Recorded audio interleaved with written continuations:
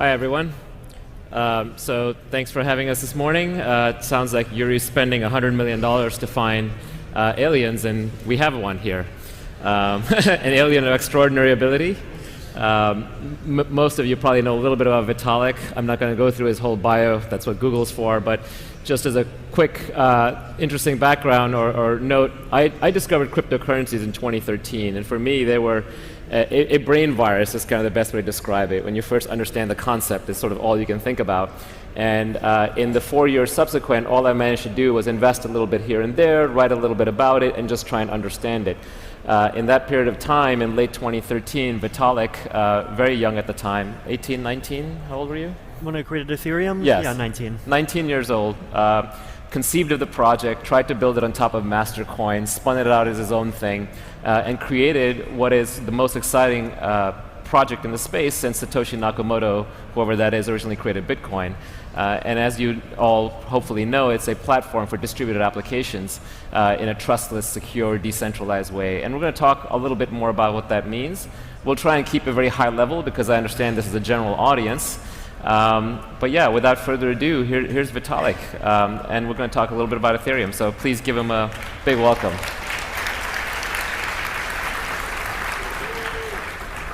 Maybe we'll just start very high level. In your own words, how would you describe Ethereum to the average person, why it's important? Yeah, so first of all, there's two kinds of average people. There's the average person who has already heard of Bitcoin, and there's the average person who hasn't, right? So, I mean, for the first category, it's a bit easier because if you understand what Bitcoin is, and you understand that it's a peer-to-peer digital currency, and you understand that if you want to have a digital currency that's decentralized, then you need some kind of database to store how much money everyone has, right? Like if I have 100, digital Bitcoin dollars or digital whatever, cash, and I send 100 to you, and I also send the same 100 to someone else, then those are two transactions, either one of which is illegal by itself, but both of which are illegal in combination because they'd be turning 100 units of cash into 200. And this is the classic double spending problem, and in order to solve it, you basically need to have some system that keeps track of, have these coins already been spent? How much money do I actually have at any given time? How much money do I have the right to spend at any given time? And you can very easily do this with a centralized server, but if you want to do this in a way that's decentralized, which is, Bitcoin's original point in the spirit of things like BitTorrent, it's actually a very hard computer science problem to figure out how to do it. And Satoshi Nakamoto probably came up with the first solution that, really is practical in this kind of open permissionless context, which is, the Nakamoto blockchain. And that was where the idea of blockchain technology in general came from. Now, where Ethereum comes from is basically you take that idea, the idea that you can use what I call cryptoeconomics, so a combination of cryptographic algorithms, things like hashing and digital signatures, and the kinds of economic incentives that keep systems like Bitcoin going, and use them to create these kind of decentralized networks with memory, so these kind of decentralized database-like things for a whole bunch of other applications as well. Right, so around 2013, people started realizing really that these blockchains are usable for much more than peer-to-peer digital currency. And the first major thing aside from Bitcoin was probably Namecoin, which was trying to do a peer-to-peer decentralized DNS. But then people started thinking, can you do other kinds of digital assets? Can you do smart contracts? Can you do financial agreements? Can you do registries about identity? Can you do all these other things? And there were so many applications that building a blockchain for each one doesn't really work. And so the core idea behind Ethereum is, you can have a general purpose blockchain. We can have a blockchain where instead of the blockchain working like a Swiss Army knife where you have, 5 different tools for 5 different categories of applications, you have a blockchain that understands a general purpose programming language. So, kind of like your phone, in your phone you have Android or, iOS. And inside of Android or inside of iOS, you can have apps. The apps are written in whatever programming language they're written in. Anyone can create an app. Anyone can download an app and run it. So that was the kind of general purpose flexibility I was trying to bring to the blockchain world. Yeah, it's amazing, the concept of a Turing-complete blockchain in the computer science speak that can execute any arbitrary program given enough resources is pretty incredible. And it seems daunting because the idea of a blockchain is that everybody, one of the implementations of a blockchain is that everybody executes a copy of the code on themselves to verify that what is supposed to happen actually happens. So that begets a whole slew of problems like scaling and trust and so on. But just kind of easing into that, what kinds of applications do you think an Ethereum blockchain is suited well for? Like applications you both have people building today and ones in the future? Yeah, so I think there's a few major categories. So I mean, anything to do with like the currency itself is obviously going to be a major category pretty much forever. Because you want the security associated. Yeah, exactly. I mean, like currency seems to be naturally the kind of application that's fairly well suited because like the general way that I categorize like applications that are good blockchain applications is to think of what a blockchain is, right? So the way I define a blockchain is it's a decentralized system that contains some kind of shared memory. And in Bitcoin's case, the shared memory is how many Bitcoins everyone has at some time, but it could be anything. So a good blockchain application is an application that, number one, needs decentralization, and number two, needs some concept of shared memory. And the case for decentralization in cryptocurrencies themselves, I think, is fairly clear, but you can actually even go beyond that, right? You can think about, if you have decentralized cryptocurrencies, then you can build many other things on top of them. And there was this interesting idea that Nick Szabo came up with about 25 years ago that was called a smart contract. And he made an analogy to vending machines, right? So what he said was that a vending machine is a device implemented in physical hardware that basically implements the conditions of some kind of an agreement. And the conditions of the agreement here are simple. You put $2 in, water comes out. You do not put $2 in, water does not come out. If you do not put $2 in, but water does come out, then that's bad. And the vending machine is basically an encoding of this set of rules, and that also comes with a mechanism that keeps it at least kind of secure. Secure enough for $2 water bottles. Now with digital assets, you can think about this kind of concept and push it much, much further, because in the digital world, in the world of cryptography, it's this world where even individuals are capable of basically having cryptographic defenses that are strong enough to even sometimes ward off state-level actors. And when you have that kind of security, the possibilities go up, right? So the general notion of a smart contract is that it's like a computer program that directly controls digital assets. Now, the kind of direct control here is important, right? It's not a computer program that makes a recommendation to a guy about how the guy should control the digital asset. It's a computer program that controls the digital asset. Like on Ethereum, you can literally send a bunch of Ether into a computer program, and once you've done this, the computer program itself has basically the unilateral ability to control where the money goes. If the computer program sends the money to address A, it goes to address A. If it wants to send it to address B, it goes to address B. And if it doesn't want to send it anywhere at all, then the money just stays there.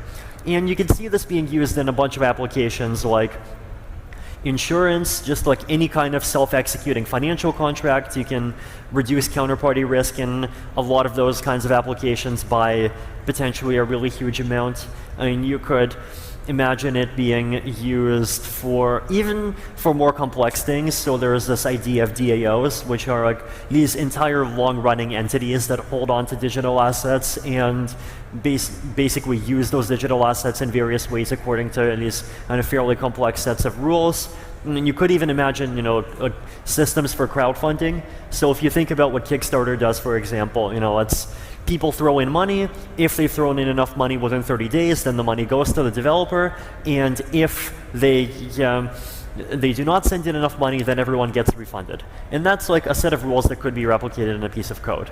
Now, outside the financial world, there's a lot of possibilities as well. So like the DNS is just one simple and natural one. And there is already a system on Ethereum called ENS, the Ethereum name system. And like this idea of giving human readable names that are in some ways like not tied to any kind of issuer is also one that just seems very interesting. You could imagine expanding this to identities. I mean, you could take this concept pretty far.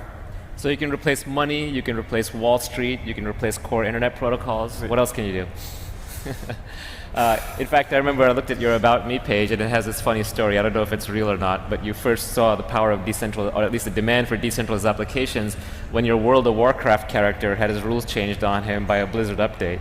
And that annoyed you so much that you had to go out and build something like Ethereum. So in theory, you could even build a massively multiplayer game on top of Ethereum, where everyone can have the rules verified, right? Well, the story's true, though the fact that them nerfing Siphon Life and leading to me crying myself to sleep is what led directly to Ethereum is a bit exaggerated. I do encourage you to check out Vitalik's About Me page. It's a riot. So now, obviously, if you're going to replace all of these different systems, you have a scaling issue. You have to figure out, especially with a centralized mechanism like that, even just to handle Visa's throughput, let alone every imaginable smart contract, that's not going to work if everyone's running a copy of every program on their computer. Yeah, totally. So, if you look at just the raw numbers of blockchains today, Bitcoin is currently processing a bit less than 3 transactions a second, and if it goes close to 4, then it's already at peak capacity. Ethereum, right, over the last few days, it's been doing about 5 a second, and if it goes above 6, then it's also at peak capacity. So, on the other hand, Uber on average 12 rides a second, PayPal several hundred, Visa several thousand, major stock exchanges tens of thousands, and if you want to go up to IoT, then you're talking hundreds of thousands. And if you want to go up to non-financial applications, so like for example, there's a platform called Leroy, which is basically just Twitter on the blockchain, then you're talking also about hundreds of thousands, possibly millions. So, there is a kind of gap from here to there. And I think right now there already is really a lot of institutional hype in the space and just public hype. So when you have, like Vladimir Putin having, knowing what blockchains and Ethereum are, and Paris Hilton going out promoting ICOs on Twitter, that's peak hype. But the reason, I think a large part of the reason why a lot of this hasn't materialized into action yet is precisely because of some of these technical obstacles that make blockchains, work okay for some niche use cases, but not really work well for mainstream use. Now, our team is working very hard on various kinds of scalability solutions. So you hear about buzzwords like plasma, sharding, state channels, write-in, there's various newer ones like Perun. So if all of these are various different ideas that actually do try to kind of break through this fundamental barrier, right? That try to either create blockchains that still maintain a large amount of security without requiring everyone to literally process everything, right? So if you think about it, like one extreme is one guy processes everything, which is today's world. The other extreme is everyone processes everything. Well, what if you can get like square root of everyone, so like maybe 500 people processing each transaction? You still get enough decentralization and security for everything you need, but suddenly it's, within it's efficient enough that it actually works for stuff in the real world. And the other kinds of strategies are strategies that try to use the blockchain in a kind of more intelligently, right? So it's basically, like one of the analogies that like Joseph Poon from Plasma uses a lot is the idea of the blockchain as a court system, right? So blockchains are great at securely resolving disputes. And currently the way the naive blockchain applications work is they just put every single transaction on the blockchain. But what you could do instead is you could have systems where people send messages that I call kind of tickets, so digitally signed messages that are off-chain by default, but where the blockchain only gets used in those specific cases where there's a disagreement. So like if I have 100 digital, 100 ether, and I send you the 100 ether, then that might not ever go off chain. But if I send you the 100 ether and then you claim that I never sent you the money, or I claim that I never sent you the money, then that's a transaction that I could, we have a dispute, and I could actually push it down onto the blockchain, and so we still have a guarantee of security. Now, all of these approaches have their own trade-offs, and there's this huge amount of incremental technical work involved in figuring out what the right trade-offs are, but this starts looking like a direction that's much more promising. And how far along are we? How long until you think that maybe we can scale to, as you said, hundreds of concurrent users? How many until we can replace Visa? How many until we can replace AWS? I mean, for things like Visa, I think definitely, I would say a couple of years. So maybe 1 year when we start seeing like prototypes that have, like a low security level, but are still, secure enough for like major organizations to start just doing proof of concepts on. And a couple more years for all these solutions to really hit the mainstream. AWS is a trickier one because there are reasons why blockchains are, no matter how good they are, never going to completely replace centralized cloud computing. And probably even more, one of the big ones, there's probably two big ones in my opinion. One big one is that there are computations that are intensive and that are hard to parallelize. So decentralized clouds are really good at parallelization because it's like Uber for your laptop. You got millions of computers from millions of countries, millions of providers, all ranging from individual laptops to you can think of even cloud computing companies basically turning into like specialized mining farms inside of the system. But if you have computations that require like a really large amount of serial computation, then that's harder to decentralize. And the second really tough one is privacy, right? Like if you have computations on private data, then there's basically two approaches.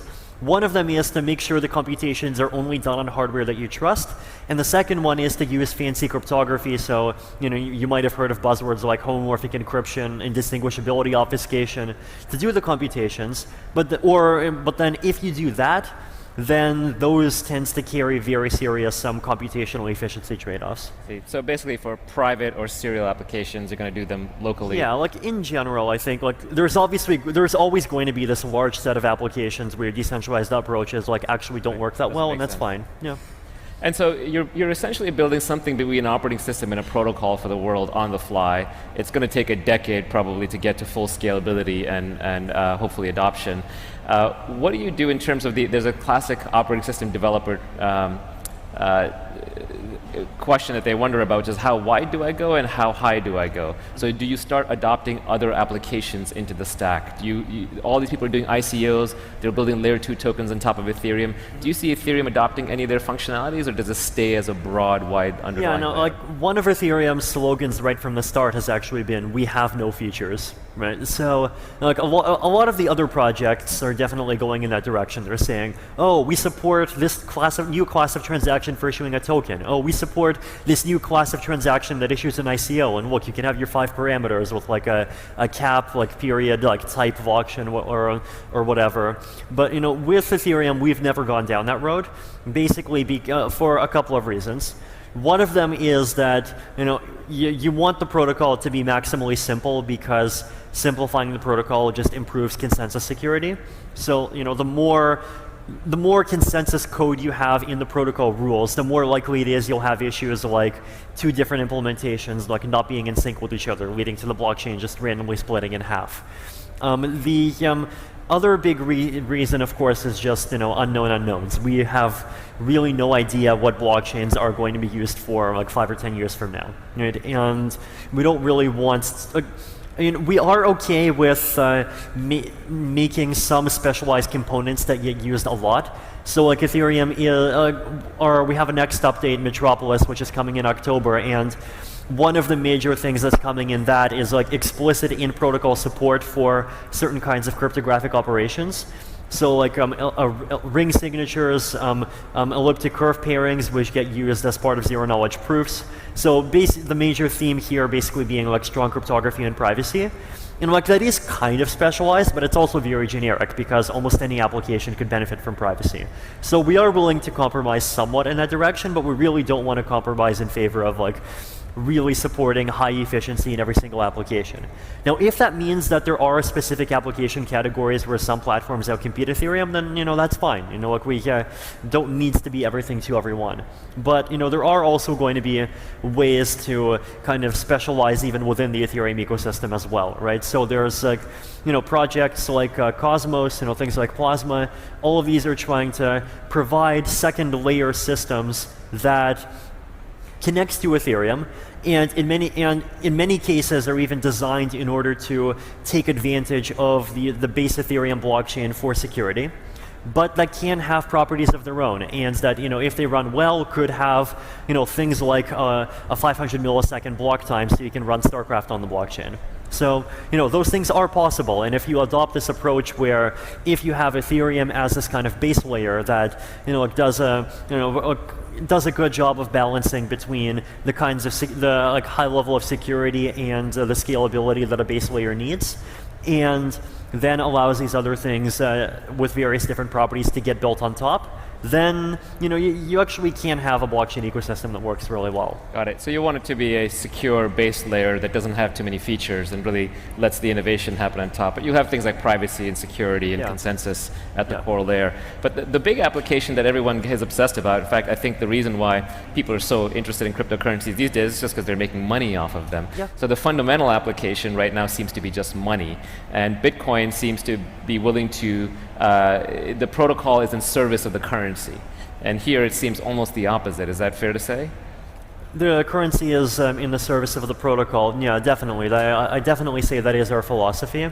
Although, yeah, it's definitely the case that there's a lot of adoption purely because of people's speculative interest. But then, on the other hand, that's not, that has a bad side and a good side, right? And I think one of the good sides really is that, in part because of this, there actually is a lot more interest in the possible social benefits of the decentralized technology than there are in many of the other approaches that have been tried over the last decade. If you look at diaspora, great idea, ended up failing completely, right? And a lot of these kind of decentralized projects tends to not work very well, and in a large part because basically lack of funding and just lack of a kind of good incentive for actually building out the infrastructure.